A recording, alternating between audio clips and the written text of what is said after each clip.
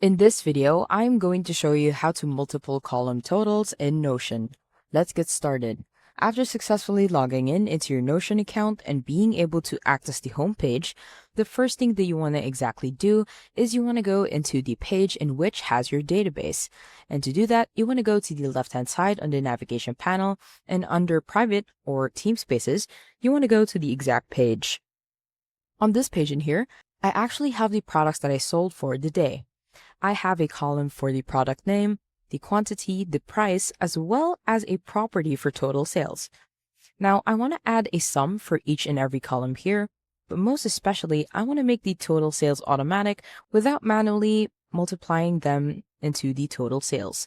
And to do that, you want to make sure that the total sales property is actually a formula. And to do that, you want to go to the right-hand side and either click on Add Property and then select Formula. If you do have a specific property within here, you can change your property by clicking on the property itself. There will be an option to change property. Just hover your mouse, and then you want to go to the left-hand side until you see Formula. Now we can actually create a formula. Click on the formula itself, and then what you want to do is you want to edit the property. Once you hover to edit property, you want to click on Edit Formula. And within here, we want to actually add a specific formula. Now, in order for you to add a formula, there are a few things that you have to remember. The quantity and the price is considered as a property. To call a property, you want to type prop. Now, to identify the property itself, just add an open parentheses and then type the name of the property. Let's say quantity, and then close parentheses. Now, I want to multiply them, and to do that, I just want to add the built-in multiply by selecting asterisk.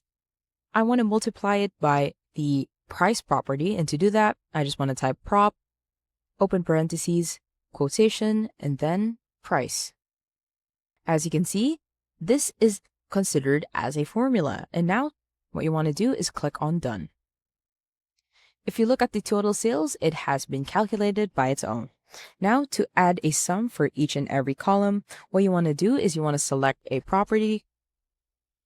And then what you want to do is you want to hover until you see Calculate, and within Calculate, you want to hover to More Options and then select Sum. We could do that for here too by calculating More Options and then Sum. Same thing here. And that's about it. That's how to multiple column totals in Notion.